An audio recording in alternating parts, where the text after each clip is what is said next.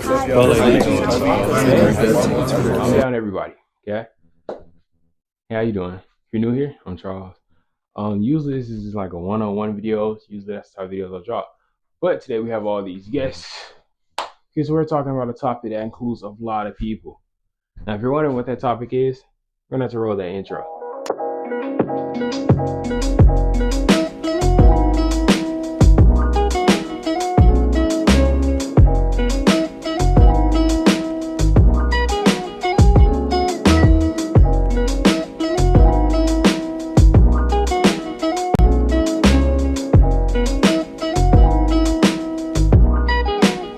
Okay, now things are more calm and just one-on-one for a second.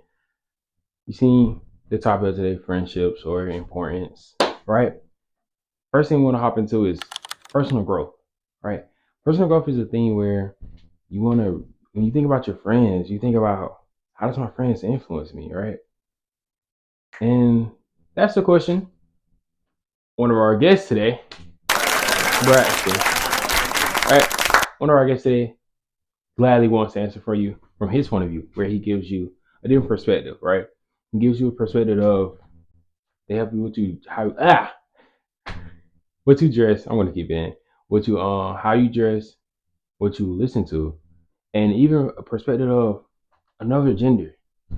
And we're gonna let him take the floor now. So my friends influence me in many ways: style choice, music tastes, fashion, humor, a lot of ways. But I think a very interesting way friends influence me is through different perspectives, because I feel like perspective, oh my goodness, is very important. And I really want to highlight my homegirls. I really want to highlight any woman that's in my life that I hold dear, because they all have very different takes, but it's such a different take than what my homeboys would have. And not saying my homeboys' takes or POVs aren't as important, but a woman's take going towards a man, or like a man's take going towards a woman, is very key in understanding certain problems that we face on a daily. And I think it is very important to listen to your friends, listen to your homegirls if you're a dude, listen to your homeboys if you're a girl, and gain that perspective. Listen, because I think POV from multiple different people is extremely important. Just an extremely important thing. What answer? You covered the points, did it flawlessly. Shout out Braxton, Michigan man. Shout out Braxton on that one. It was great. But personal growth doesn't just stop there. Influence, also your confidence matters a lot when it comes to personal growth. So one question I had that I really needed answered was, what's one way a friend can help your confidence shift in a positive direction? And I was really thinking, I have this one friend, he's in theater. Our guy Jonathan. We're gonna let Jonathan take the floor here. He's gonna answer the question of what's one way a friend has really shifted your confidence. Stutter was terrible. Alright. I think the biggest moment where my confidence really shifted, it was around when I was about 15 or so, and this was the first time I'd ever done theater before. Now, obviously, if you know theater, you have to have a lot of confidence to be on the stage, acting in front of tons of people.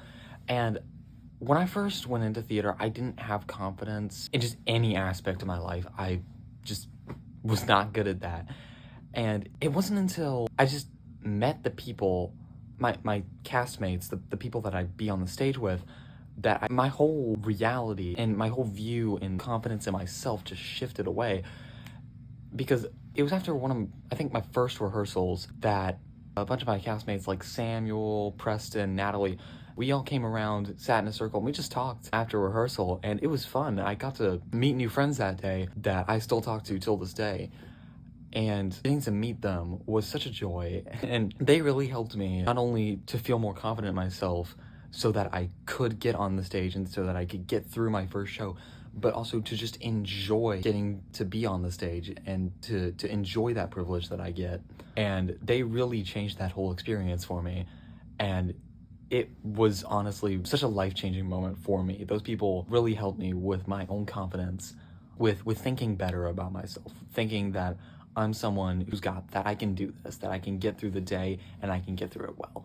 And I am grateful for that. It was really an experience that I am privileged to have had. But that's bonds. Like having bonds like that really boosts your confidence. Like how he said, he gained that. He sat in a circle, they talked together, and created a bond together where it gave him confidence to perform in his first show in front of tons of people. That's a beautiful thing. Um, Beautiful. Shout out Jonathan. But our last question for personal growth was, what's something valuable that you learned from a friend of the opposite gender? That's really something that you could think about. Because just like how Braxton said earlier, that's different perspective, but let's really dive deep into that because I feel like that's a heavy topic nowadays where a lot of people don't understand you can be friends with the other gender and have boundaries, okay, guys? Not all be weirdos. So we're gonna let one of my friends, he's gonna we're gonna let him talk about it. Shout out Destin. He's gonna take the floor now. And something valuable that I can say I've learned and held on very tightly to is how to actually listen. And when I say how to actually listen, I don't mean just hearing words. I mean actually understanding and paying attention to what that person is saying. My friend once told me, you don't have to fix everything, just be present. And that really changed how I approach conversations because a lot of the time people just need support and not solutions. And it really helped me understand my friends a lot better and it allows them to feel more comfortable coming to me just to talk about anything. And hopefully it can do the same for you. Hopefully whoever's watching this, you can take this information and take this advice and just use it in the real world. And hopefully you can get a better understanding of your friends and family if you don't already. And I just want to, that's really it. Thank you for giving me this opportunity on this video, Chuck. I hope whoever's watching has a great day, and God bless. All right. Delete everything from this point on. Listen to the police.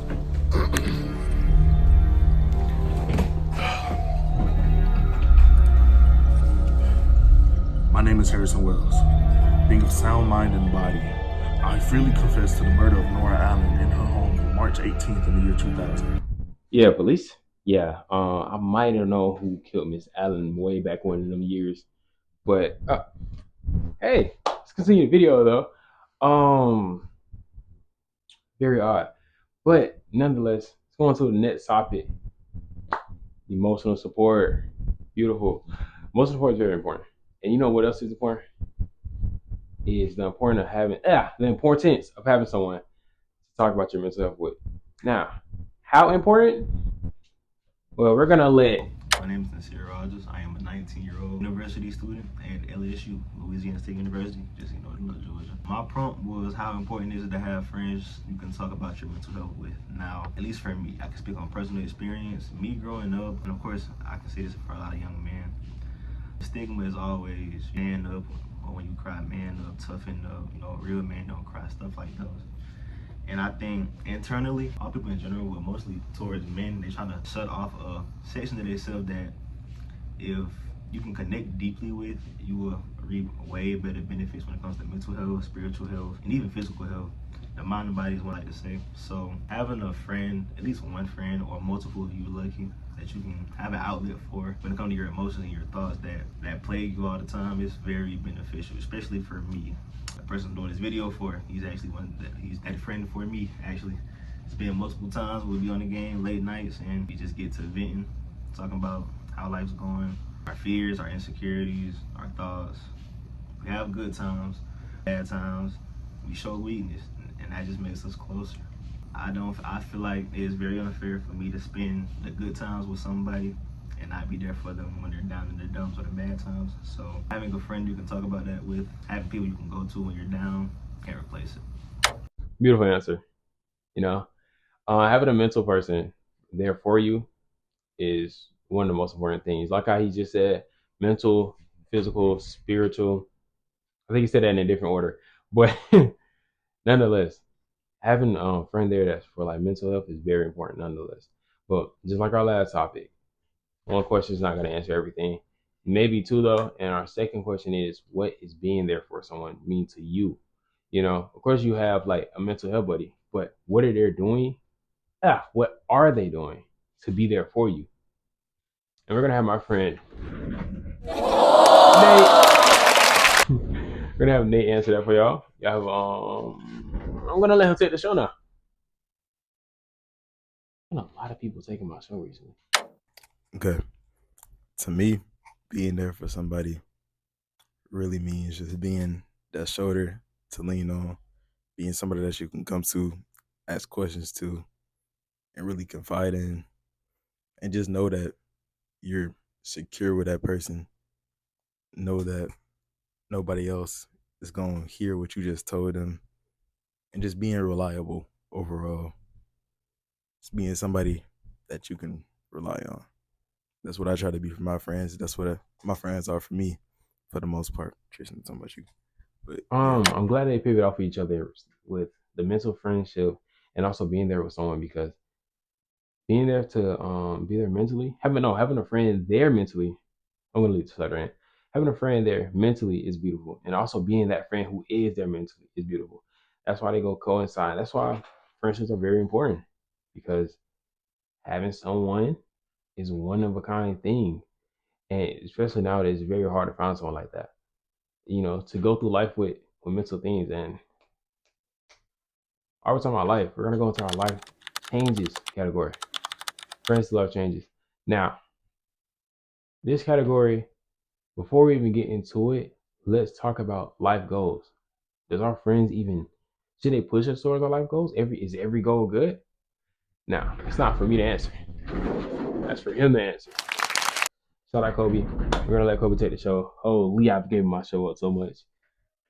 In my case, this would be a yes or no question, but realistically, friends should push each other away from certain goals that shouldn't hold that much importance inside your life. So this ain't no question for me.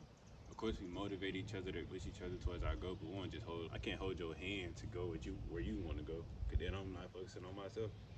And I can't let you push towards a goal that I know, and I hope my friends will let me push towards a goal that they know wouldn't benefit me or that they see is having some type of negative effect on my life.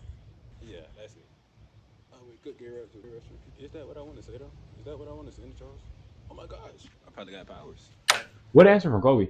Not only does he give the perspective of yes, we should push each other towards goals, but because of how I know you as a person, some goals aren't good for you, as is my goals not good for me, and you should point that out, right? Just beautiful ways of answering that question.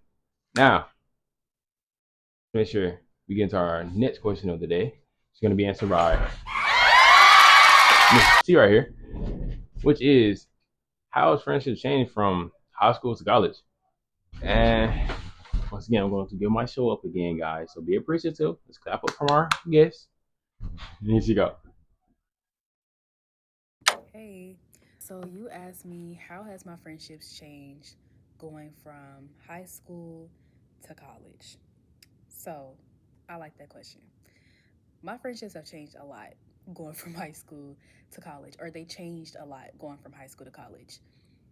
People starting at the very start of high school, the one thing that I've kept hearing was Tiara, when you graduate high school, those friends that you have, y'all may not talk as often, y'all may not see each other as often, y'all may go y'all separate ways. And I was just like, at the time, that's not true. I was like, I'm thinking we're going to be locked in for life. These are going to be the people that I'm like, we're going to be at each other's weddings.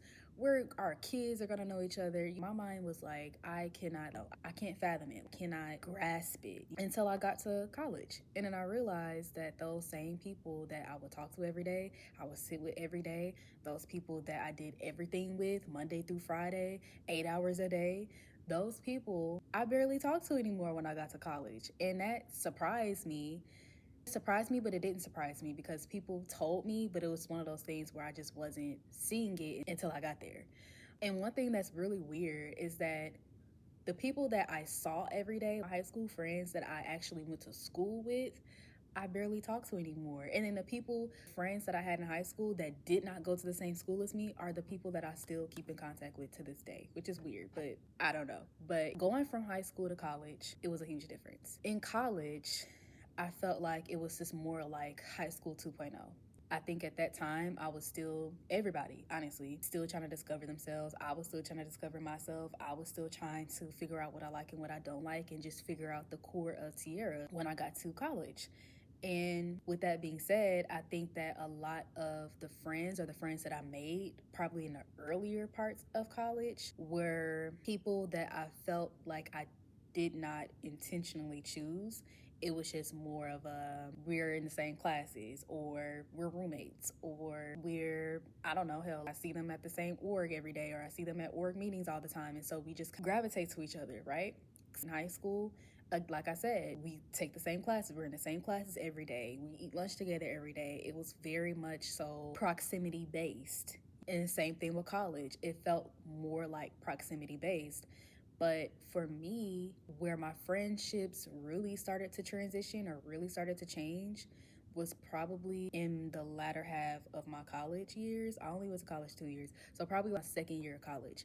And the reason why is because at that point, I felt like I started doing more work on myself and I was maturing, I was growing, I was figuring out, I was discovering me. And so with that, I realized that a lot of the things that used to be aligned with me were no longer aligned with me, and that included people. And so those people that I was friends with, or those people that I was really cool with, my first year of college or high school or whatever, I noticed that we were not as aligned anymore because I realized there are just certain things that I'm not tolerating anymore. There are certain things that I don't like. There are certain things that I do like. And so I think with that being said, it felt like my friendship started to change at that point because I started being more intentional about who I was friends with.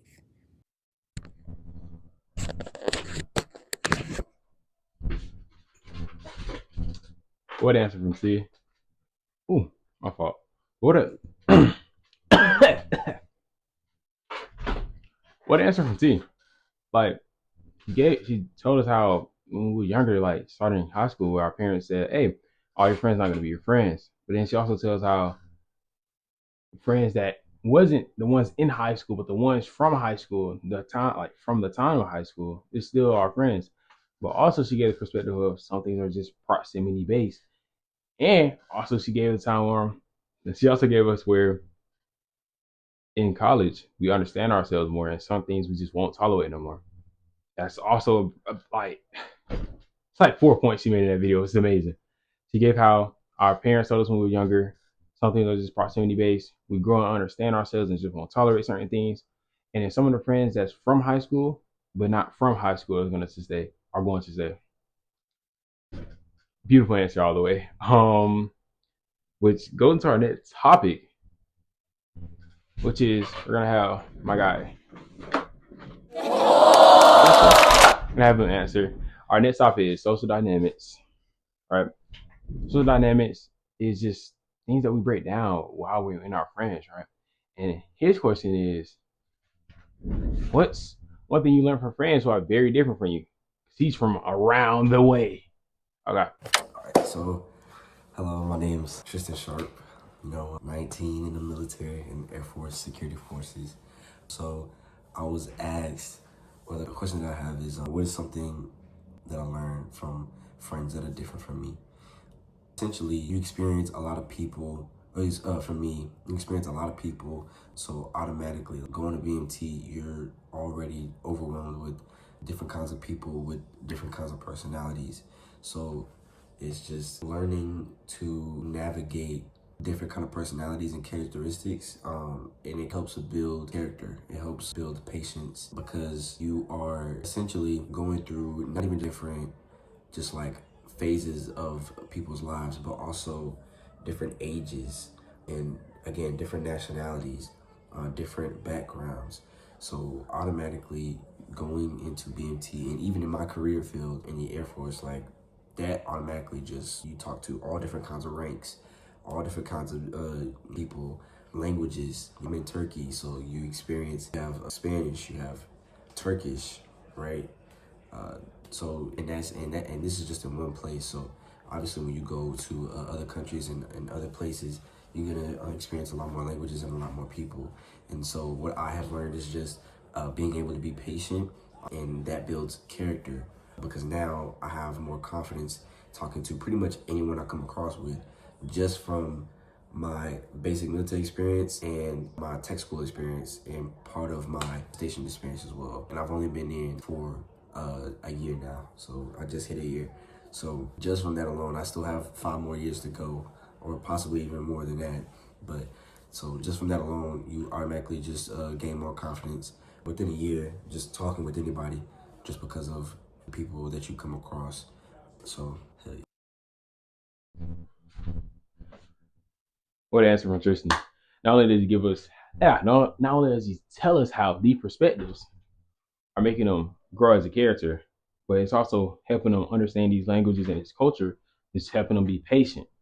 Being around these friends who are different from you, like I say, he's in the military, he's in a different country, he's learning different languages. Is really helping him understand people as a whole from just his friends. Beautiful.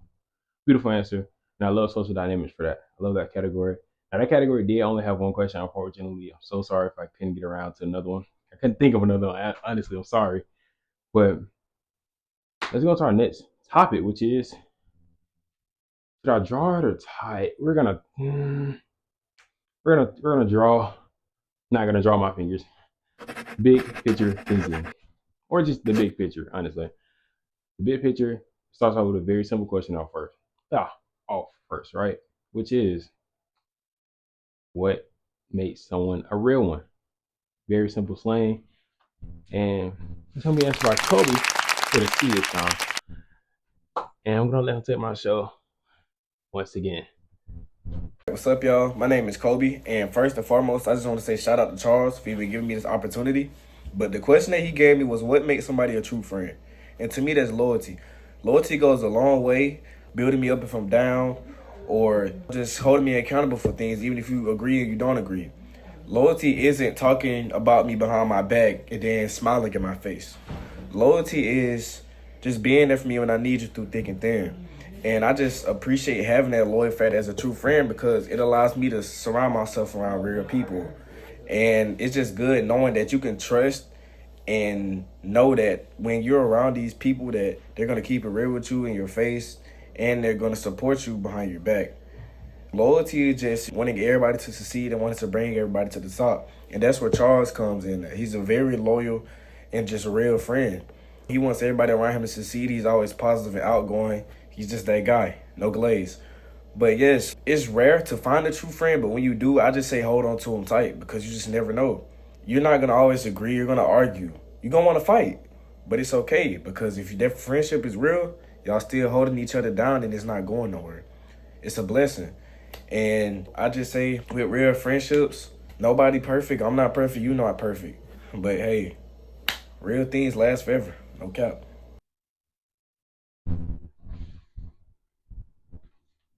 All right. Kobe, great answer. Being a real one or a true one, nonetheless, both mean the same thing. It's based on loyalty. Real loyal and real like motivating friend. Being there, don't lie, no line behind the back. Being there through thick and thin. Loyalty is one of the defining things for being a real friend. Now, another topic for big picture thinking is short term and long term. What's the difference between, how should I know how to differentiate what's short term and what's long term? Once again, not for me to answer. It's for our friends. We'll let it take the show. Okay, so my question was, do you believe that some friendships are meant to be short term? So my short answer is no, I do not believe that friendships are meant to be short term, or that there are some friendships that are meant to be short term. There are always going to be people in our lives who are coming and going, because we are always doing something different in our lives. Hopefully we're always changing and going to the next thing in our lives.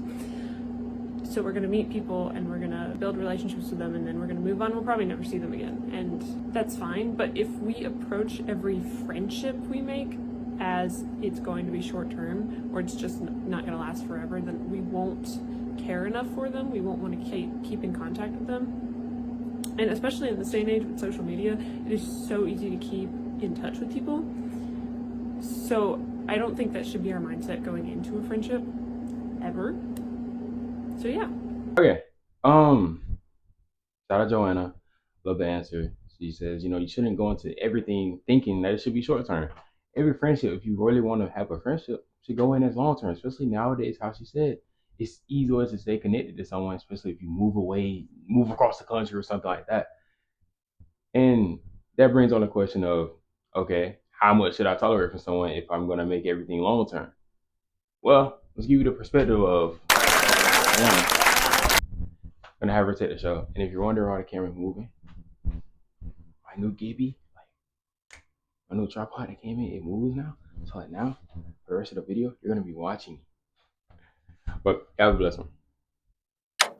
Hi, my name is Ayana Henry, and something I'd rather not tolerate from a friend, I'm not gonna say never, never say never, things happen, is a friend who cannot own up to their own mistakes and learn from them.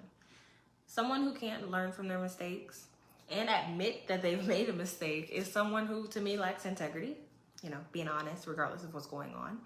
And as a friend, I need you to be able to admit when you messed up. I mean, we're gonna mess up, we're human, things happen. But if you can't admit that you messed up and learn from it, you're gonna keep doing the same thing over and over and over. And to me, that's not a friend for me. Thank you.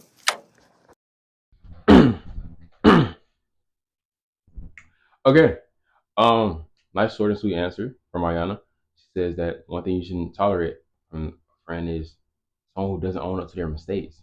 Someone that doesn't own up to their mistakes is like, bro, come on. At least acknowledge it. But let's say someone does do that. Let's say you go into it thinking it's gonna be long term. One thing you shouldn't tolerate is like, dang, they didn't own up to the mistake. Should I just cut them off now? So you cut them off, right? Let's say later down the line, you want to rebuild that trust with them. Now, what is one way that you could go into it rebuilding that trust? That's for Sammy to answer. Shout out Sammy. We're gonna have Sammy take the floor. You're gonna go outside. You're gonna bring us our nature view. Let's. Hey guys, my name is Samuel Ayala. I'm one of Charles's friends. He reached out to me and wanted me to answer this question. How do you restore broken trust in a relationship when it's broken? How do you do that? And the first thing I thought of was my relationship with God. That's why I got this little handy dandy thing because I failed so much in my walk with the Lord. And truly, what's held me into being able to come back to God constantly was repentance, was coming to God and being like, Lord, I'm sorry. I messed up, I failed, but that's not what I want. What I truly want is to seek you. So, as somebody who has caused hurt and caused pain, what I would do is first say that I am sorry. And then the second thing I would do is flow out of a true heart of love. Because if you're trying to restore a relationship, you love that person. So, you're going to want to actually care for them. So, listen to them, let them tell you, how can we work on this? How can I show you that I actually do care for you? And then on the flip side, as somebody who has been hurt, the first thing that you have to do is forgive. Looking at 1 John 1:9, it tells us, if we confess our sins, he is faithful and righteous to forgive our sins and to cleanse us from all unrighteousness.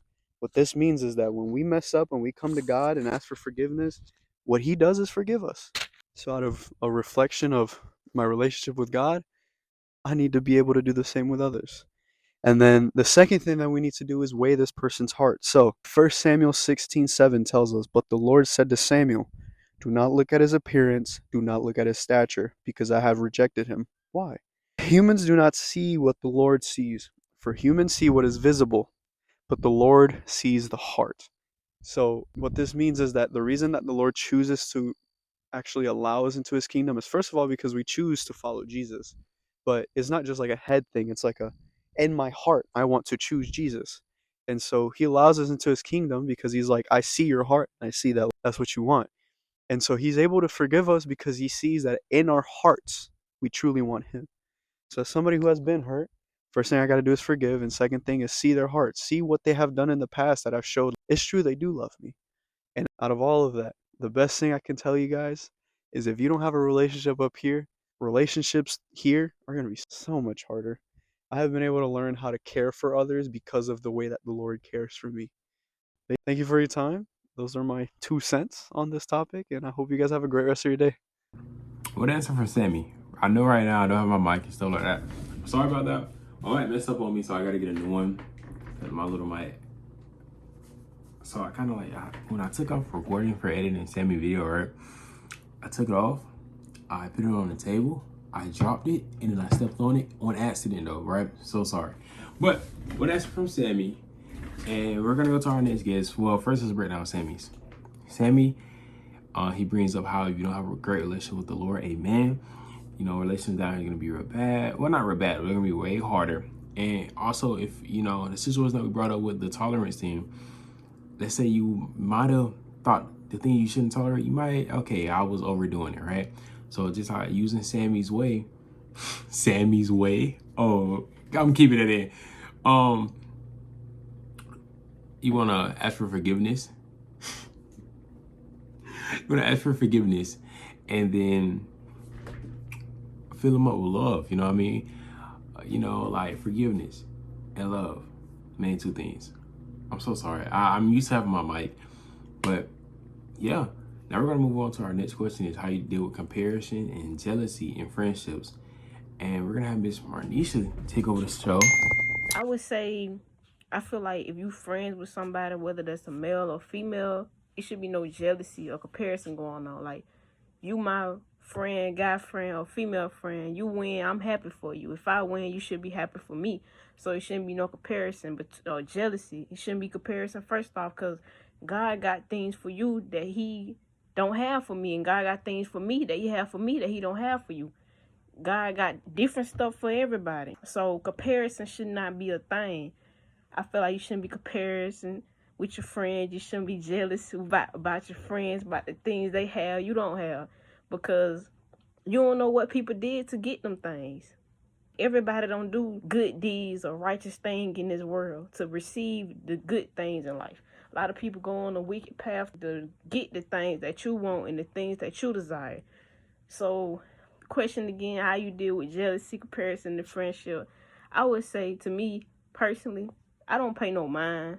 I really don't. Because if I ain't doing nothing to cause a person to be jealous, that's an issue that they have to work within themselves. It's an insecurity issue that they need to pray to God and talk to them about, so he can deliver them and help them with, to help them build up self-esteem, to them feel 100% about themselves. And comparison, I don't compare between me and my friends. My friend can have a better job than me, a better car than me, better house than me. I'm not finna sit and compare. I look at that like gold. Dang, my bro got a scat pack. My bro got a Hellcat. My bro got 3 houses.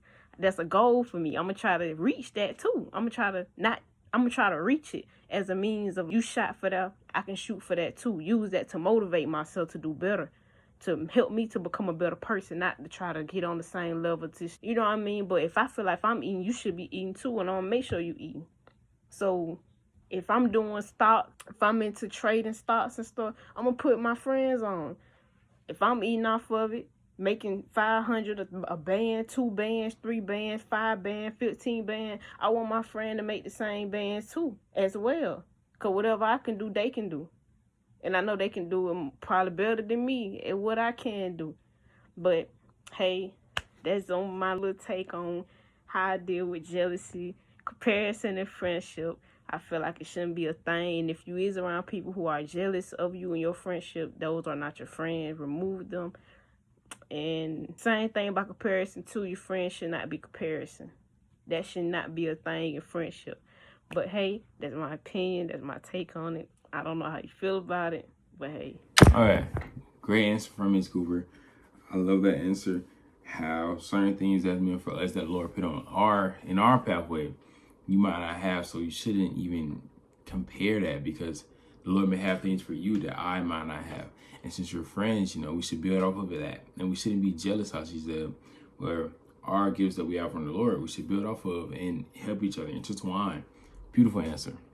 Now, with that being said, let's go on to our next question of today, which is, how do you deal with conflict throughout friendships, right? And we're gonna have Miss Tink. Well, she has a lot of names that she goes by. We're never answer that for us today. So here she go. Hi, it's Tink, and I was asked to give my insight on how I handle conflict within my friendships. And honestly, the answer is pretty easy. It's communication. My friends and I nipped that in the bud by just being honest, transparent, and genuine with our communication. It took me a minute to get here, and it took some maturity to come into place, but it's definitely here now. I feel as though conflicts come about in any relationship when things are miscommunicated or just flat out not communicated at all. So we make that easy by giving one another the room and space to show raw emotion, to ask questions, to show each other how we feel, so we won't dwell on whatever problem is going on in that moment, and we can leave it all out on the floor, agree to disagree, apologize, and just grow and move on from it. All right, communication. That's such a easy, simple way to deal with conflict within friendships. You know what I mean? Sometimes, hey, I did too much. I don't want to just try to keep being there and being like, I know right now you probably don't want to hear from me. You know what I mean? So I'm gonna let you sit over there. We're gonna have our mental days. We're gonna have space, and we're gonna get back together and work it out, because that's how friends work. Beautiful answer. We love that. And throughout all of these, you know, with comparison, working out how to deal with comparison and stuff, right? And working out conflict, you might ask yourself, am I a good friend? And it's like, should I reflect on myself and things like that? We're gonna let my homeboy, gonna let him answer that for y'all. Here you go. I do think I'm a good friend. I always check up on my brothers. I don't even think of them as friends. I think of y'all as brothers, you know, and I really love y'all, you know. So yeah, and thank you for letting me be a part of the video. I love you, man. Okay, shout out to Austin for that answer. You know, once you really go through conflict and comparison and things throughout your friendship, you really start to understand that we built a bond to the point where we're not just friends. This is really my brother for real. You know what I mean? Not bound by blood. This is my brother for real. And I really appreciate everybody who has shouted me out in the video. Trust me, I haven't told them to say anything like this in the video. So if you got to the point, I appreciate you. All right. So another tough times situation is, all right, how do I help my friend through a heartbreak? You know what I mean? He might get rejected. You know what I mean? He thought she would really mess with him. He wasn't. I mean, she wasn't. So it's not for me to answer once again. Check this out. What's up, Twinsky? My question was, how have I helped my friends through a heartbreak or rejection? Or how have they helped me through a heartbreak or rejection? I don't really think they helped me through a heartbreak or rejection. Not that I could know of, like on the top of my head, but I have helped my friends through a heartbreak, because my homeboy Zay, he was going through a little tough time with his girl, like they went back in school. He was going through a little heartbreak and things of that nature with this girl that he really, really liked it. And yeah, we all been there. We really like a girl, turn to love, then something happened down the line and you get hurt. I was able to help him out with that because I've been through it. It's a good canon event for some young females and males. Hey man, we all get hurt, we all fall fast. It depends on how you get up, man. It all depends on how you get back up. Hey, some people don't get back up, but the ones that do, they strive, they learn, and they become better with love and things of that nature. You know what I mean? So I was able to help him out with that. And he was there for him, man. As I wish he would be there for me. You know what I mean?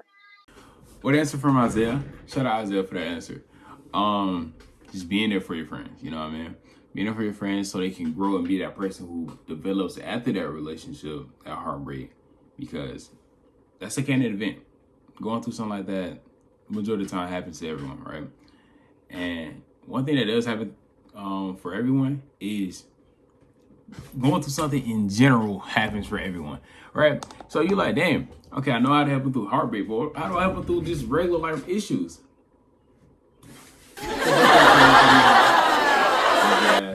So she come in and she's gonna answer that question for us. Hey, my question was, how do I support my friends when they're going through a tough time? I say, listen, don't judge, hear them out, show them that you understand, show them sympathy, like figure out if you guys can solve the situation, or just ask them how you can be a support system to them. But just keep that communication strong and, you know, stick with them, be with them. But yeah. Being a support system, being there, seeing if you can find a solution for the problem is a great way to answer that question. I'm so happy for that was a great answer from Jazz. And going to our next topic, because let's get out of tough times and let's go into trust, right? And our next question is, do you believe second chances are a thing for friends? Now, this kind of does piggyback off of our previous topic, but I just wanted to reaffirm that because that is something that goes on a lot nowadays with breakups through friendships, reattachments. I just want to go back into that. And we're going to have Gracie answer that question for her. We're going to let her take the show. And yeah. I don't really know how long it needs to be for. Well, anyways, hi Charles. Hope you're doing well. But my question is, do you think that if a friend does something bad, do they deserve a second chance? Right, I'm probably going to have a word from it as well. But anyways, do I believe people deserve a second chance? I think it depends on what the friend does, because from my experience, I've had many instances where I've given people second chances and they go and do the same thing, because I think if someone can do something once, they're capable of doing something again. Because it's a bit like the cliche, once cheat, always cheat. Obviously your friends don't cheat, but I think sometimes friendship breakups healthy in a way, and if the friend isn't serving you, and not serving you, but if they aren't treating you how you should be treated as a friend, then maybe it's the best that the friendship breakups. But I think it's also context dependent, because I think some people they don't want to lose a best friend, and people can say to them, oh, they've done, but it's only you who's got to see it. But I don't know, I have regretted giving people second chances, because then I feel like if they break your trust, you never trust them and the friendship changes, and I feel like you give the opportunity for them to do something again. But I think it depends on what they do, because if they withhold information for your benefit, there's two sides to every story, and you got to figure out why they did it. But at the same time, maybe it's a sign that the friendship doesn't work. But I think if you've been friends for a while, maybe giving a second chance is okay. But I think it depends on what you do, because I feel like nowadays you've got to be so careful with who you give your second chances to, because you could give a second chance to someone, they could turn around and literally do something even worse. I think it's just dependent. I have given second chances, and I'd say I regret some of the second chances I've given, but at the same time I think some of them are better just to call the friendship, and you can look back and be like, that friendship was nice, but they're not the right person for me. And you're going to have so many friends during your life, and it's literally, you're going to go like this with friendships. But I feel like I've just gone on those. So back to the question, do I think people deserve second chances? I don't know. I think it's hard to decide, because everyone's different. I believe that people can change and grow, but some people just can't. And I think sometimes it's healthier to let go of a friend than keep a friend who's not being nice. But I hope that's okay for you. If you need me to do anything different, let me know. And if I've talked for too long, I can do it shorter, because I don't know how long I'm supposed to talk for. But yeah, hope you're okay. Bye. Great answer from Gracie. Just understanding. Sometimes it is, sometimes it isn't. It is a yes or no question. Depends on what they have done. But also, you can just use this, giving them a second chance to understand, were they good for you? Because that friendship might have been good, like how she was, but maybe that person just wasn't good for me for this extended long period of time. Now, with that being said, we're going to our last topic, which is impact. And with impact being said, we're going to go ahead and get these. We got two last questions of the video. These questions will be, well, one of them is, what is one way that your friends challenge your worldview or your perspective, right? We're gonna have them all. Answer that question for us. I feel as if my friends challenge my perspective and worldviews by giving me honest feedback, or having different, experiences with new things. So say I have one worldview where I'm so sure of it, but I want to have an open mindset and know what else there could be to this mindset. Friend A has a different mindset, gives me new information about it, where how he sees it and how he views it. Friend B has a different mindset, which is the same thing. I take both of them in. I'm like, okay, added into my current worldview or my current perspective, and it truly just helps me either move forward and know what I can do with that, or just understand more perspectives and worldviews. It helps getting more information and helps with feedback as well. It helps with a lot of stuff. Okay. Taking your friends' perspectives and applying to your own world perspective, it helps you understand perspectives more. Basically, having their experiences and perspective known to your knowledge is great. And with that being said, that brings us to our last question of the day. After all of this, after all your friendships, what is one thing you want your friends to remember you by? We're gonna have Quay, our first question, and then after that, I have a question. Hey, I don't know if y'all can see him, but that nigga swore that's his bed. That's obviously besides the point. This is Charles' video, not his. I don't know where he went, by the way. But you know what I'm saying? This is my part of the video, man. Welcome. Hey, man. My question was, what's something you hope your friends always remember about you? That's a good question. I say it's like a handful of things I want my friends to remember about me, but it's really like two main things I want my friends to remember about me. And those two things being, one of the two things being, like how much of a genuine down to earth person I am. I get told that a lot. Like, trust me, guys, I get told that. Yeah, I get told that like I'm like a genuine person, and like I never switch out, never been fake.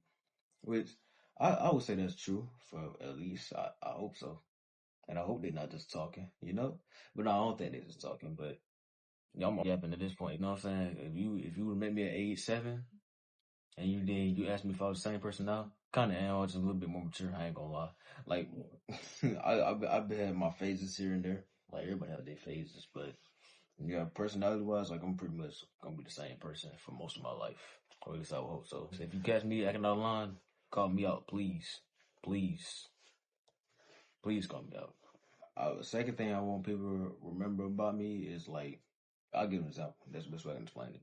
For example, man, if any of my friends in need, man, and they hit me up, I'm gonna make it happen. If it's in my power, of course. Because like, if you come over to me asking me for like most of the time, I ain't gonna lie, like you hit me up and you ask me something, I got you, cause that's the type of person I am. If I got it at least. But if you come up to me to myself, hey man, let me get $1,000, buddy, it's not happening.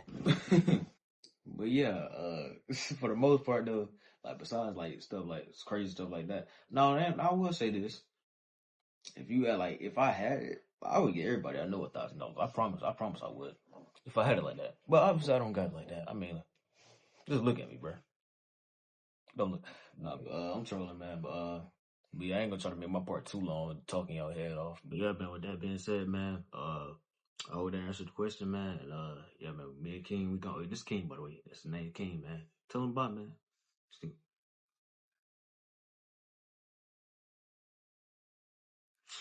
All right, man. Whew, up and moving out. Because I probably will have to sit back in that chair for around 4 to 5 hours editing the video. So, first of all, great answer from Quay. We do call him mature or whatever. And, you know, I guess you can believe him. But, my question to y'all is, do you understand the impact of friends now? From this however long minute video, did it help you grasp the understanding that you don't have to do it alone? Hopefully it did. If it didn't, tell me what I can do better next time. But that's all. Have a blessed one. See y'all in the next one.